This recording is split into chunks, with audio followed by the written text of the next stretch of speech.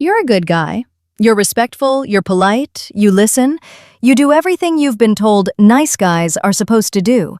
So why are you constantly being put in the friend zone? Why do the women you're interested in end up with guys who seem to care less? Here's a brutal truth most people won't tell you.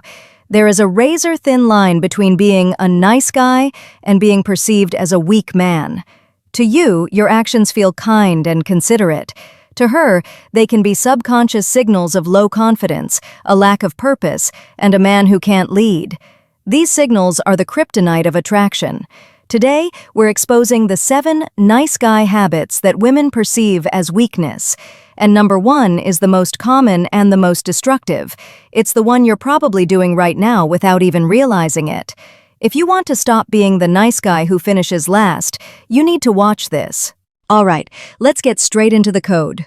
No sugarcoating. We're counting down from number 7. And the first one is a habit you might think is just being polite, is apologizing for your existence. A conversation with a man who lacks a strong internal frame is littered with apologies. Sorry, can I just say something? Sorry to bother you. Sorry if this is a dumb question. You think you're being considerate. You're trying to show that you respect her time and her space. But the message you are actually sending is profoundly different. She perceives a man who doesn't feel he has the right to be there. Think of it like this. A king never apologizes for entering his own throne room. A confident man sees the world as his throne room. He belongs. He's not arrogant. He's just grounded. He replaces, sorry to bother you, with a confident, hey, got a second? He replaces, sorry but I disagree, with a firm, here's another way to look at it. Stop apologizing for your presence. Own it. Your words create your reality, and a reality filled with apologies is a weak one. Number 6. The bottomless well of availability. You pride yourself on being the reliable guy. She texts you at midnight, you're awake. She cancels a date 30 minutes before, you say, no problem. We'll do it whenever you're free. You rearrange your entire schedule to fit into a tiny window she offers you. You think you're being flexible and understanding. You're showing her she's a priority. She perceives a man with an empty life. Scarcity creates value. This is a fundamental law of economics and attraction. If gold was as common as rock, it would be worthless. When your time and attention are infinitely available, they have no value. A man with purpose, a man with a business to build, a body to train, a mission to accomplish, simply cannot be available 24/7. His no isn't a rejection of her, it's an affirmation of his own path. Having boundaries doesn't push women away, it makes them respect the time they do get with you. Number 5. The echo chamber, no conviction. On the date, you're a master of mimicry. She loves hiking? Suddenly you're an outdoorsman. She's a vegan? You're thinking of cutting out meat too. You never challenge her. You never playfully disagree. You never stand your ground on a topic. You are a perfect echo of her own opinions. You think you're building rapport and showing her how much you have in common. She perceives a man without a personality. A woman is not looking for a mirror. She's looking for a mountain. Something solid, something real that she can lean against and explore.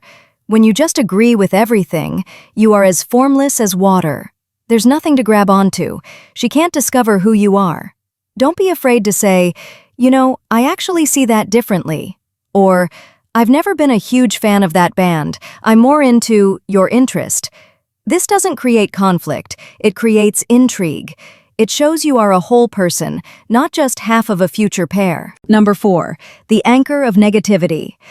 You talk about how your boss is unfair, how your ex was crazy, how the world is against you. You use a conversation as a venting session, hoping to get sympathy and connection through shared misery. You think you're being vulnerable and sharing your struggles. She perceives a man who is a passenger in his own life, not the pilot. Feminine energy is naturally drawn to masculine energy that solves problems and builds a better future. When your entire narrative is about how things are happening to you, you are radiating passive victim energy. It's emotionally draining. A strong man might acknowledge a problem, but his focus is always on the solution. He talks about what he's building, what he's learning, and where he's going.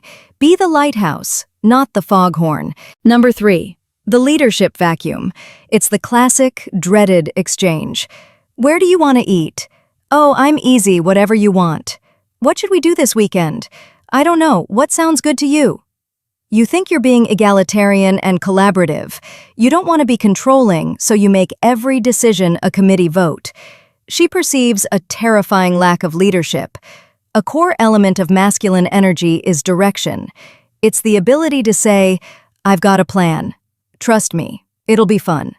When you constantly defer decisions to her, even small ones, you are forcing her into the leadership role. This can be exhausting for her, and it flips the polarity of attraction.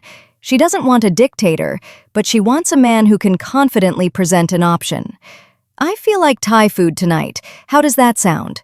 Is 1,000 times more attractive than, I don't know, you pick. Number 2, the approval addict. You tell a joke and then immediately look at her face to see if she's laughing. You share a story and then ask, was that interesting? You're constantly trying to read her, to gauge her approval, to make sure you're performing well. You think you're being attentive and making sure she's having a good time. She perceives a man whose entire sense of self-worth is balanced on her opinion. A truly confident man operates from an internal locus of control. His validation comes from himself. He finds his stories interesting. He thinks his jokes are funny. He likes his own shirt. Her enjoying them is a bonus, not a requirement for his self-esteem.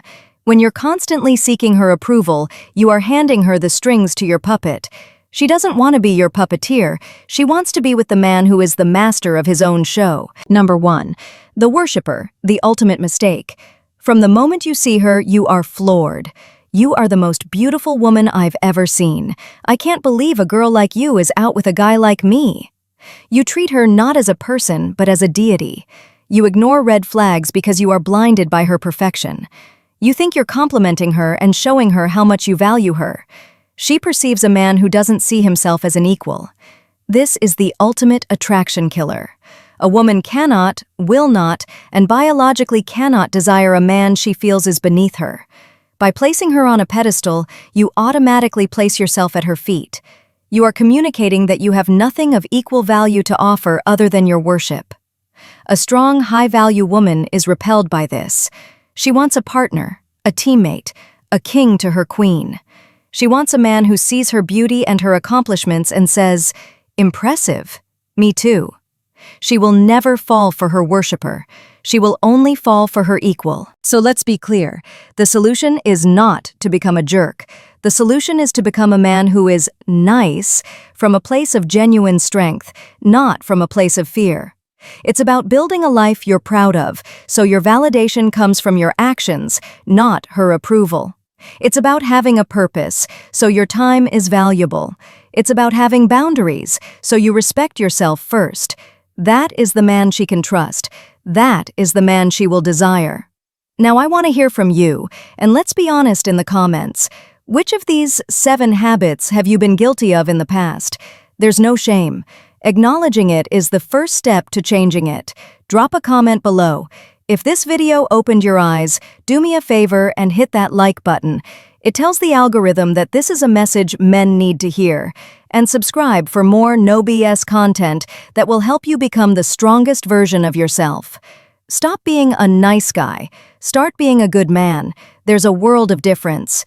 See you in the next one.